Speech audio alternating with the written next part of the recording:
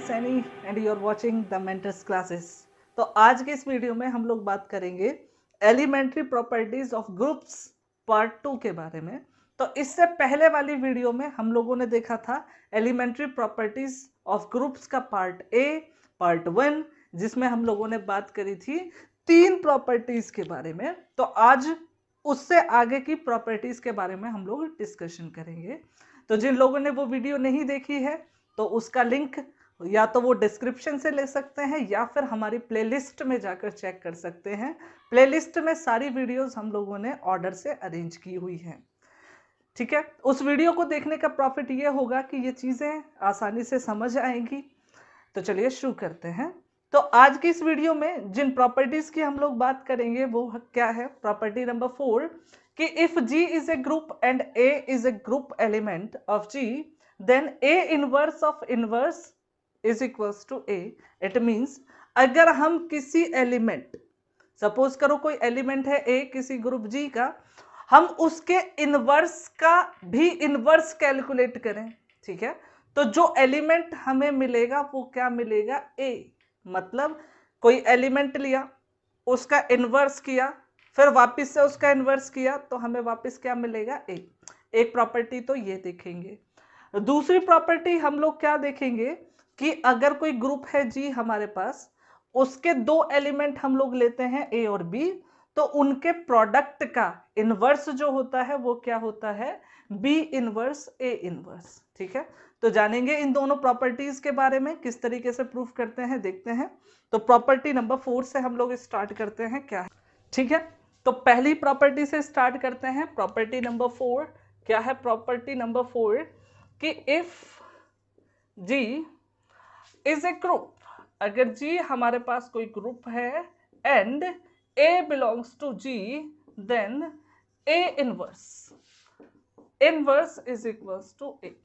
ठीक है, तो अगर हमारे पास कोई ग्रुप है G, उसका कोई एलिमेंट है A, तो A इनवर्स का इनवर्स किसके इक्वल होता है, A के इक्वल। किस तरीके से प्रूफ करेंगे वो देखते हैं। देखो भाई, प्रूफ हम लोग क्या करते हैं, कंसीडर करते हैं क्या कि ये जो A इनवर्स है ना, इसको एक नया सिंबल दे देते हैं B, सिंपलिसिटी के लिए। तो हमने क्या कंसीडर किया कि A inverse is equals to B है, ऑब्वियसली G के अंदर तो होगा ही। ठीक है, और एक और चीज हमने देखी कि ये जो है ना A इनवर्स एक्चुअल में है क्या, इज इनवर्स ऑफ A। ठीक है, ये तो इनवर्स ऑफ A है ना, इसका मतलब क्या हुआ, देखो A इनवर्स के जगह पर मैं B लिख सकता हूं, तो मतलब B is inverse of A। तो मुझे ये पता चल गया कि B जो है वो A का इनवर्स है। ठीक है, अब इसे किस तरीके से हम यूज करेंगे वो देखना है ना। तो डेफिनेशन क्या होती थी इनवर्स की, देखो कि अगर हमें पता है कि X और Y दो ग्रुप एलिमेंट हैं, then X is equals to होता है Y inverse if and only if X Y is equals to Y X is equals to E, E equal to identity of G, है ना। इसका मतलब क्या हुआ कि अगर किसी ग्रुप के दो एलिमेंट हैं, है ना, तो हम x को y का इनवर्स बोलते हैं अगर X Y is equals to Y X is equals to E हो, where E is equals to identity of G हो। और इसी चीज को हम इस तरीके से भी समझ सकते हैं कि अगर दो ग्रुप एलिमेंट है जिनके लिए X Y equal to Y X is equals to E है, तो उस केस में हम लोग x को क्या बोलते हैं, y का इनवर्स है। तो इस वाली डेफिनेशन को हम लोग यहां पर यूज करेंगे। ठीक है, किस तरीके से करेंगे, देखो हम लोग क्या बोल रहे हैं, b is inverse of a, है ना, b क्या है, इनवर्स ऑफ a है। इसका मतलब क्या हुआ, b is equals to a inverse, है ना। तो यही तो लिखा मैंने, b क्या है, a का इनवर्स है, इसका मतलब b equal to a inverse. अब यहां पर देखो इसमें और इस डेफिनेशन में क्या चेंज हुआ, देखो जहां पर x था वहां पर तो हो गया b, और जहां पर y था वहां पर क्या हो जाएगा a। तो इस डेफिनेशन में भी हम जहां पर x है वहां पर तो लिख देते हैं b, और जहां पर y है वहां पर लिख देते हैं a। तो हमें क्या मिलेगा, देखो तो हमें मिलेगा b और फिर a is equals to A B is equals to identity E is equals to क्या है, आइडेंटिटी ऑफ G। ठीक है, इतना तो हो गया। उसके बाद हम लोग करते क्या है, बस इन्हें थोड़ा सा फ्लक्चुएट करते हैं। ए बी को पहले लिख लेते हैं, बी ए को बाद में लिखते हैं, और इक्वल टू ई है ना। तो अब देखो हुआ क्या, देखो X Y is equals to Y X equal to E था, हम लिखते थे x equal to Y inverse. तो अब यहां चेंज क्या हुआ, देखो जहां x था वहां पर कितना आ गया a, जहां पर y था वहां कितना आ गया b। इसका मतलब देखो x के जगह पर आ गया a, y के जगह पर कितना आ गया b। तो हम यहां पर भी क्या करेंगे, जहां x था वहां तो आ जाएगा a, और जहां y था वहां आ जाएगा b। और अगर हम सिंपली क्या करें, b की वैल्यू सब्स्टिट्यूट कर दें, b की वैल्यू क्या थी a इनवर्स, तो b के जगह a इनवर्स आ गया और एक इनवर्स और आया था। तो इसका मतलब क्या आया कि a इनवर्स का इनवर्स क्या होता है, किसके इक्वल, a के इक्वल। ठीक है, तो इस तरीके से हम इस प्रॉपर्टी को होल्ड करा सकते हैं। तो लिखें, लिखने के लिए आप स्क्रीनशॉट ले सकते हैं या फिर वीडियो को पॉज भी कर सकते हैं। ठीक है, तो आगे बढ़ते हैं अगली प्रॉपर्टी की तरफ, प्रॉपर्टी नंबर 5। तो क्या है प्रॉपर्टी नंबर 5, देखते हैं। ओके, प्रॉपर्टी नंबर 5 क्या है, late G be a group and A comma B belongs to G, A comma B belongs to G, then if we calculate A B inverse then it must be B inverse A inverse। ठीक है, तो इस property का एक नाम भी है जिसे हम लोग बोलते क्या है, सॉक्स एंड शू प्रॉपर्टी। ठीक है, सॉक्स एंड शू प्रॉपर्टी।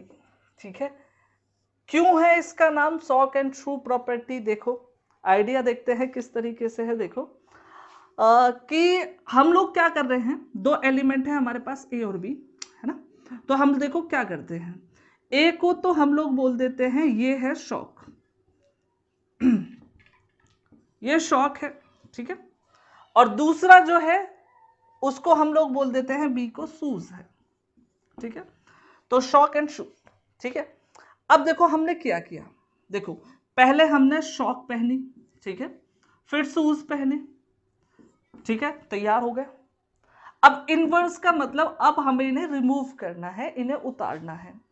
किस तरीके से करेंगे, देखो पहले क्या करेंगे, शू उतारेंगे मतलब बी इनवर्स, शू मतलब बी, उतारना है तो बी इनवर्स। फिर हम शॉक उतारेंगे, इसका मतलब ए इनवर्स। तो इसका मतलब इस प्रॉपर्टी का नाम हमें पता चल गया किस तरीके से है, सॉक एंड शू प्रॉपर्टी। और किस तरीके से प्रूफ करना है वो देख लेते हैं।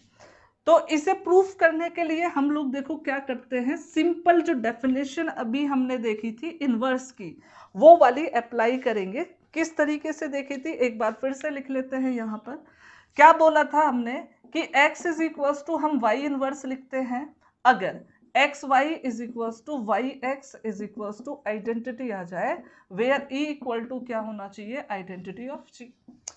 तो अगर ये कंडीशन होल्ड करती है तो हम क्या बोलते हैं, x क्या है, y का इनवर्स है। या फिर इसी चीज को हम ऐसा भी लिख सकते हैं कि x का इनवर्स y है, दोनों ही चीजें सेम है ना। किस तरीके से करेंगे अब वो देखते हैं। हम यहाँ पर करते क्या है, देखो ये जो एलिमेंट है ना प्रूफ में, देखो ये जो एलिमेंट है ए बी, इसको तो हम क्या कर लेते हैं ए बी, ठीक है, ए बी को x, और दूसरा जो एलिमेंट है उसे हम सपोज कर लेते हैं y। ठीक है, ये हम लोगों ने सपोज कर लिया, लेट कर लिया। ठीक है, उसके बाद हम लोग क्या कंसीडर करते हैं कि E इज इक्वल्स टू क्या है, आइडेंटिटी ऑफ G, है ना। इसको भी हम लोग कंसीडर कर लेते हैं क्योंकि भाई ग्रुप है G, तो उसके अंदर कोई ना कोई आइडेंटिटी तो होगी, उसको हमने सिंबल दे दिया E है भाई आइडेंटिटी। ठीक है, तो हम लोग कैलकुलेट करते हैं भाई क्या, एक्स वाई को। एक्स वाई कितना होगा, देखो भाई एक्स कितना है हम लोगों के पास ए बी, वाई कितना है बी इनवर्स ए इनवर्स। ठीक है, तो हम इसे एसोसिएटिविटी यूज करके कुछ ऐसा लिख सकते हैं इसे हम ए ई लिख सकते हैं, ए इनवर्स, इसको हम लिख सकते हैं ए इनवर्स, ये हो जाएगा आइडेंटिटी। इसका मतलब क्या हुआ कि X Y is equal to हो जाएगा आइडेंटिटी, है ना, ई हो गया। इसी तरीके से अगर हम लोग कैलकुलेट करें वाई एक्स, तो देखो वाई की वैल्यू कितनी है हम लोगों के पास, B inverse A inverse, B inverse A inverse, और अगर x की बात करें तो x की वैल्यू है ए बी, है ना। अब इसे हम देखो लिखेंगे क्या, फिर से एसोसिएटिविटी यूज करेंगे, तो ए इनवर्स ए बी, यहां पर चल रहा है वाई एक्स, तो ये हो जाएगा Y X is equals to, Y X is equals to B inverse E B, B inverse E B. इसे लिख सकते हैं Y X equal to B inverse, और ये बन जाएगा बी, तो वापिस से ई। तो हम लोगों ने क्या देखा कि भाई अगर हम बात करें एक्स वाई की, है ना, तो एक्स वाई की वैल्यू हम लोगों ने देखी थी कितनी आई थी ई, और वाई एक्स की वैल्यू भी कितनी आई ई, ठीक है। इसका मतलब क्या हुआ कि एक्स वाई और वाई एक्स दोनों ही किसके इक्वल है, ई के इक्वल है, और यही तो वापस से क्या बन गई, ये वाली डेफिनेशन। इसका मतलब क्या है कि या तो हम लिख सकते हैं x equal to Y inverse, या फिर लिख सकते हैं y equal to X inverse. तो हम लोग यहां से क्या लिखते हैं, y is equals to X inverse, और x inverse is equals to y, तो x inverse is equals to y। x की वैल्यू रख देते हैं, x की वैल्यू क्या है, ए बी इनवर्स, और y की वैल्यू हम लोगों के पास क्या है, b इनवर्स ए इनवर्स, तो इसको हम लिख देते हैं यहाँ b इनवर्स ए इनवर्स। तो इस तरीके से हम इस थ्योरम को या फिर इस प्रॉपर्टी को प्रूव कर सकते हैं, जिसका नाम क्या है, शॉक एंड शू प्रॉपर्टी, ठीक है। तो लिखें, लिखने के लिए वीडियो पॉज करें, इसके बाद इसका जनरलाइजेशन देख लेते हैं, चलो, और एक साथ ही लिख लेना। तो जनरलाइजेशन देख लेते हैं, क्या है जनरलाइजेशन। नोट कि अगर हम किसी ग्रुप जी की बात करें, लेट जी बी ए ग्रुप, ठीक है, और इसके हम लोग कुछ एलिमेंट्स कंसीडर करते हैं कि भाई इसके एलिमेंट मैंने मान लिए A1 A2 up to AM कुछ एलिमेंट है ग्रुप जी के, है ना, और अब इनके प्रोडक्ट के इनवर्स की बात मैं कर रहा हूं, मतलब देखो A1 A2 up to AM के इनवर्स की मैं बात करूं तो क्या होगा, ठीक है। तो ये वाला रिजल्ट जो है बेसिकली नोट में जो हम लिख रहे हैं वो क्या है, जो रिजल्ट हमने देखा उसका जनरलाइजेशन है।